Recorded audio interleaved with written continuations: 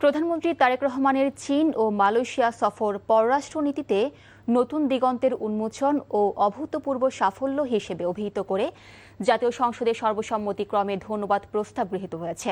Speaker Hafizuddin আহমদের সভাপতিত্বে budget অধিবেশনে এ প্রস্তাব উত্থাপিত হয়। আলোচনায় অংশ নিয়ে প্রধানমন্ত্রী তারেক রহমান বলেন, ব্যক্তিগত নয়, দেশের স্বার্থের কথাই চীন ও মালয়েশিয়া সরকারের কাছে তুলে ধরেছেন তিনি। ইফতেখার রেজার রিপোর্ট। তারেক রহমানের নেতৃত্বাধীন বিএনপি সরকার গঠনের পর গত ২১ জুন থেকে ২৬ জুন মালয়েশিয়া ও চীন সফরের মধ্য দিয়ে প্রথম ৪ দিনের রাষ্ট্রীয় সফর করেন। সফর শেষে গতকাল দেশে ফিরেছেন প্রধানমন্ত্রী তারেক রহমান।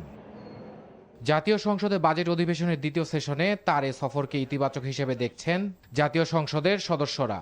প্রধানমন্ত্রীর প্রথম বিদেশ সফরকে ঘিরে সংসদে বক্তব্য রাখেন সরকারি ও বিরোধী দলের প্রধান সহ অন্য সদস্যরা। পরে সংসদে প্রধানমন্ত্রী তারেক রহমানের চীন ও মালয়েশিয়া সফরকে ঘিরে ধন্যবাদ প্রস্তাব উত্থাপন করেন বিএনপির মহাসচিব ও স্থানীয় সরকার মন্ত্রী মির্জা ফখরুল ইসলাম আলমগীর। আমরা আমাদের মাননীয় প্রধানমন্ত্রীর কে ধন্যবাদ জানিয়ে, সংসদ থেকে ধন্যবাদ জানিয়ে এই সংসদ থেকে একটি ধন্যবাদ প্রস্তাব গ্রহণ করা হোক। পরে সংসদে প্রধানমন্ত্রী তারেক রহমান তার বক্তব্যে বলেন, দেশের স্বার্থে চীন ও মালয়েশিয়া সফর তার। বাংলাদেশের মানুষ আমাদেরকে দায়িত্ব দিয়েছে তাদের স্বার্থ দেখার জন্য। আমাদের দলের অবস্থান থেকে আমরা একটি স্লোগান ব্যবহার করি, সেটি হচ্ছে যে বাংলাদেশ ফার্স্ট বা বাংলাদেশ প্রথম। আমি যে কাজটি করার চেষ্টা করেছি মাননীয় স্পিকার, আমি আমার অবস্থান থেকে আমি আমার দেশের মানুষের স্বার্থ নিয়ে কথা বলার এবং সেই স্বার্থ রক্ষা করার চেষ্টা করেছি মাননীয় স্পিকার।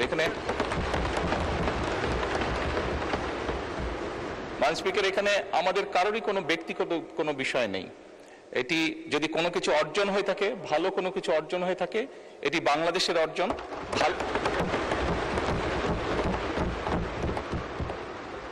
এই সফরের মাধ্যমে যদি দেশের মানুষের কোনো অর্জন হয়ে থাকে, সেটি দেশের মানুষের অর্জন মাননীয় স্পিকার।